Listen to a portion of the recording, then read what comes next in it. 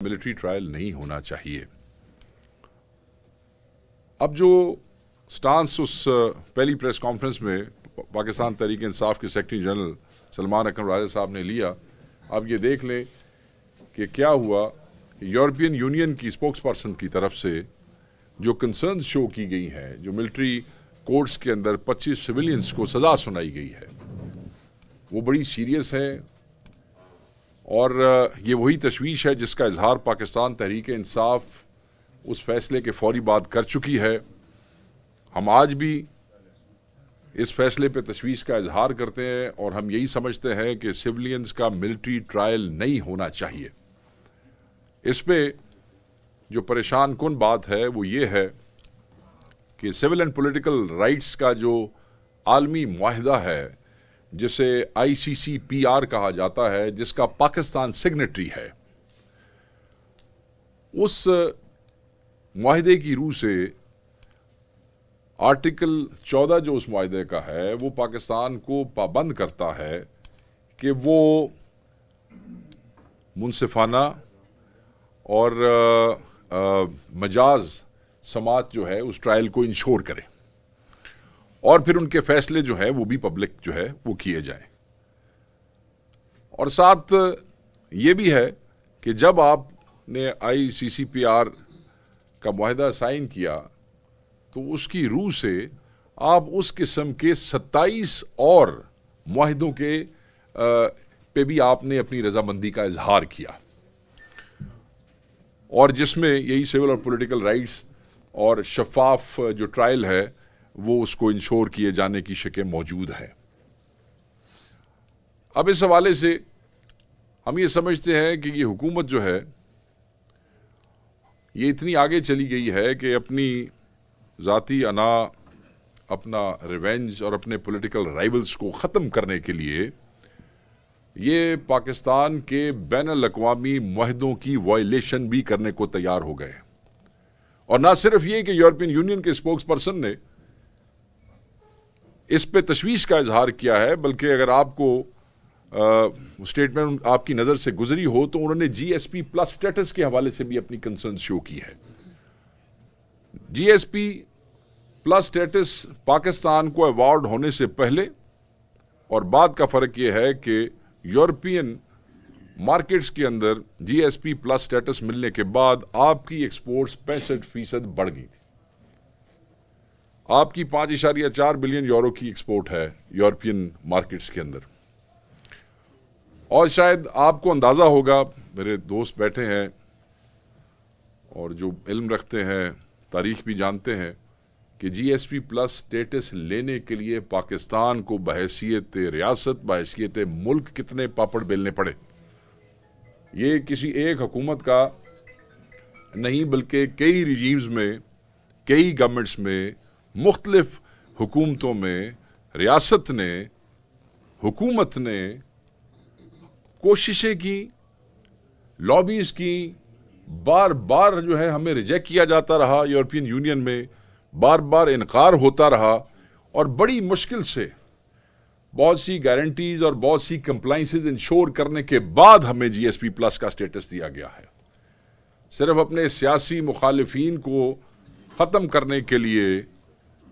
उनको उनका जो है वो इबरत का निशान बनाने के लिए जो सिविलियंस के मिलिट्री ट्रायल हो रहे हैं, आप इतना आगे जा रहे हैं कि आप पाकिस्तान की एक तरफ आप मुईशत के हवाले से बातें करते हैं, मुईशत को तो तबाह करने की बुनियाद रख दी है आपने। मैं आपको बताऊं कि श्रीलंका में बहुत अरसे तक सिर्फ इसलिए GSP+ स्टेटस नहीं दिया जाता रहा क्योंकि वहाँ पे जो डेथ सेंटेंस था वो बाय हैंगिंग वहाँ पे मौजूद था, जिसके हवाले से उन्होंने कई साल उनको रिजेक्ट किया और बड़ी मुश्किल से वो करने पे मौजूद हुए। अब हम बैनुल-अक़वामी दुनिया को एक मौका दे रहे हैं कि आप ये हमसे स्टेटस जो है वो आप हमसे वापस ले लें। आप पाकिस्तान की अवाम, पाकिस्तान की गिरती हुई मईशत को उठाने, सहारा देने की बजाय आप पाकिस्तान की मईशत को तबाह करने का मुजब बन रहे हैं। हम इनको भरपूर अल्फाज में कंडेम करते हैं और हम इस हुकूमत को तंबीह करते हैं कि ये जो इतनी रियासत और हुकूमती कोशिशों से ये जो स्टेटस अटेन किया गया था, आपको कोई इख्तियार नहीं है कि आप अपने ज़ाती स्कोर सेटल करने के लिए आप जो हैं वो इस मुल्क और इस मुल्क की मईशत को तबाह करें। तो हम इन्हें तंबीह करते हैं कि इससे बाज रहें, और ये इस पे शदीद रद्द अमल आएगा, बिजनेस कम्युनिटी की तरफ से भी आएगा। हम ऑलरेडी इसके ऊपर अपना जो है वो दे चुके हैं रद्द अमल, और हम ये समझते हैं कि इस चीज़ को हम रोकेंगे। जो रेमेडीज़ ऑलरेडी बता चुके हैं सेक्रेटरी जनरल अपनी प्रेस कॉन्फ्रेंस में कि जो लीगल रेमेडीज़ हमारे पास मौजूद हैं, जो लीगल ऑप्शंस हमारे पास मौजूद हैं, वो हम सारे इस्तेमाल करेंगे। और न सिर्फ हम जो सिविलियंस जो हैं जिनका मिलिट्री ट्रायल हुआ है उनको इंसाफ दिलाएंगे, बल्कि हम पाकिस्तान के ख़िलाफ़ जो ये साजिश ये हुकूमत कर रही है इसकी मईशत को तबाह करने की, हम उसको भी नाकाम बनाएंगे इंशाल्लाह ताला। दूसरा एक अहम इशू जो आज we must discuss with you, वो ये है कि अल-कादर ट्रस्ट केस का जो फैसला है वो आज होना था, और उस फैसले को मुअख्खर कर दिया गया है। हम सिर्फ ये पूछना चाहते हैं कि फैसला क्यों मुअख्खर किया गया है,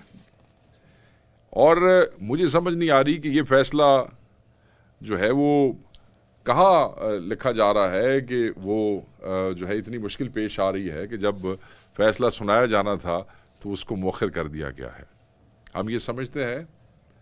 कि ये बरीयत का केस है, इस केस में कुछ भी नहीं है, और एक ऐसा केस जो बरीयत का केस है, जिस केस के पल्ले ही कुछ नहीं है, वो फैसला लिखना बड़ा औखा काम होता है। और मुझे अंदाज़ा है कि फैसले हो भी जाते हैं, मगर मैं ये समझता हूँ कि शायद ये इस बात से डरते हैं कि इस किस्म का कोई भी फैसला जो आएगा वो हायर कोर्ट्स में और हायर जुडिशरीज के सामने जब पेश होगा तो शायद पहली पेशी पे ही ये फैसला उड़ जाए। तो बड़ा हौसला करना पड़ता है। तो हम ये समझते हैं कि क्योंकि इस केस के पल्ले कुछ नहीं है और ये एक सियासी इंतकाम की बदतरीन मिसाल है, जिसमें इमरान खान साहब को और उनकी ज़ौजा बुशरा बीबी को जो है वो सज़ा देने का माहौल तो आपको पता है। एवरीबडी वाज एक्सपेक्टिंग कि आज बल्कि खान साहब का बयान आया कि बिल्कुल ये ऐसा ही होने जा रहा है जो माहौल से लगता है या गुफ्तगू से लगता है या जो लॉयर्स हमारे हैं जो उन्होंने आके बताया। तो मैं ये समझता हूँ कि ये मन घड़त सी एक कहानी बनाई गई थी जिसका मकसद सिर्फ और सिर्फ इमरान खान को झुकाना था, मगर हमारे कायद को झुकाना ये कोई इतना आसान काम नहीं है। इस सारे केस में ना इमरान खान साहब ने कोई ज़ाती फ़ायदा उठाया, ना कोई पैसे किसी के ज़ाती जेब में आए हैं,